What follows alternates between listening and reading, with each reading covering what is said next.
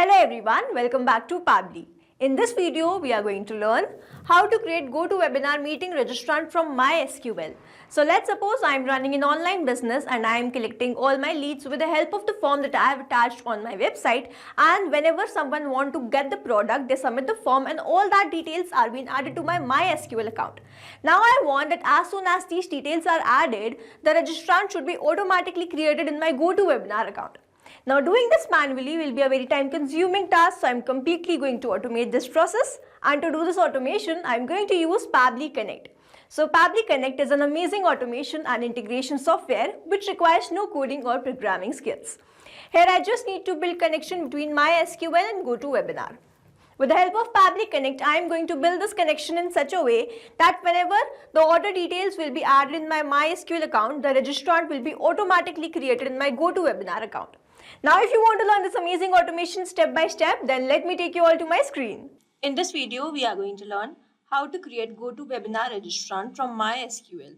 For this, we are going to create automation between MySQL and GoToWebinar with the help of Pabbly Connect.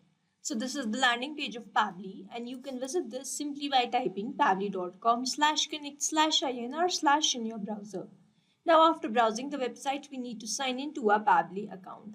On the top right corner, you can see two options, sign in and sign up for free. If you are an existing user, click on this sign in, and if you are a new user, click on this sign up for free, and this will give you 100 tasks free on monthly basis. As I'm an existing user, I'll click on this sign in, and here all Pabbly apps page has appeared, which is showing me all the Pabbly applications. Here I'm going to click on this Pabbly Connect Access Now. And it has taken me to this dashboard where I will be able to find all my workflows over here and all the folders that I've created over here. Now if you want to create a new folder, you simply have to click on this plus icon, and from here you can create a new folder. For now I want to create a new workflow, for which I need to click on this create workflow button, and first I need to provide the workflow name, and then I have to select the folder in which I want to save that workflow. So first let's name this workflow as how to create GoToWebinar meeting registrant from MySQL, and now I need to select my folder. So these are the folders that have been created, and here I'm going to select this all automations and then click on create. Now here as soon as I click on create, two boxes have appeared in front of me. One is trigger, other is action. So trigger says when this happens, and action says do this. So trigger is basically an event which starts the automation of a workflow.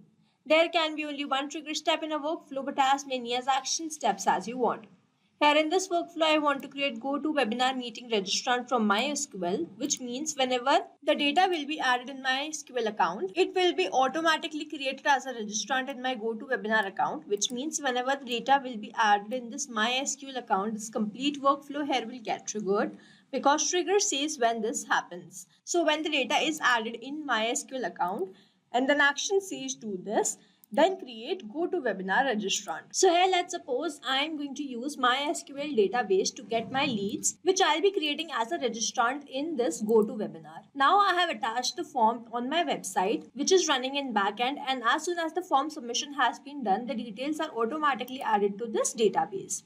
Now I want in this workflow that whenever the details are added in this database, it should be automatically created as a registrant. So here I am not going to show you the backend as it is already working. I am going to show you the connection between MySQL and how to create the registrant from that database. So here in my trigger application, I am going to take this MySQL, and then in my trigger event, I am going to take this new row in a table. Now I am going to click on this connect. So if you have an existing connection, click on the save.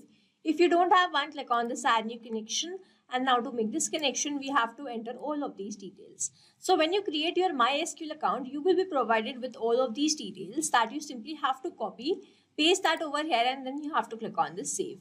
Now over here, as I have already an existing connection, I'm going to click on this select existing connection, and then I have to click on this save. So MySQL is connected with Pabbly Connect, and I need to enter the table name and the unique column. So to get these details, I am going to open my MySQL account. So this is my MySQL account, and over here as you can see that this is the table name by the name new leads. And in this drop down, I can find this new leads. So I'm going to select this. After selecting my table name, I have to enter the unique column. So here as you can see in this drop down, I can find all the details that I have in that table. So here the unique column which I am taking is going to be email, because the email will be going to be different for the different customers. Now over here I can see that MySQL is a polling based application. It's written 1 hour over here. So which means Pabbly Connect will take 1 hour to capture the response from this application. So as the polling time is 1 hour, which means whenever the form submission will be done, all the details will be added here in this database. But I will receive the response in my workflow after 1 hour. So now after selecting the table name and the unique column, when I click on the save and send test request, I will receive the last data that I have in this database as my response. So here my last data is by the name test user. The phone number is this. The email address is test@pablitudes.com. So I am going to receive all of this response here after I click on the save and send test request. So let's click on the save and send test request and wait for the response. And here I can see that I have received the response, and this response is a positive one. As you can see that I have captured the last data that I have in this database, the test user, and here the email address was test@pablitudes.com. We have received all the response here. The phone number is this, first name is this, last name is user, and the same email address and the company name. This means the connection setup that we have created between Pabbly Connect and MySQL, that is successful, and now whenever there will be new data added to my MySQL account, I will start receiving that response here in this workflow. Now moving on to the next step, whenever the data is added in my MySQL account, I want to create GoToWebinar registrant. So then in my action application, I am going to take GoToWebinar, and then in my action event, as I want to create the registrant, I am going to select this and then click on this connect. So if you have an existing connection, click on the save. If you don't have one, click on this add new connection, and then you have to enter the from time and to time. So I'm going to follow the help desk given below this field, which says from time in UTC format required during fetching your webinar list. Example this. So let's open my GoToWebinar account first. So this is my GoToWebinar and this is the webinar. So this webinar will be running from 12:30 p.m. to 1:30 p.m. and this is in IST format. So I need to format this. In this head desk, it's written that I have to enter this in this format. So I'm going to copy this and paste that over here. Then it's written, then the date given is 18th February to 2025. So I'm going to edit this 2025.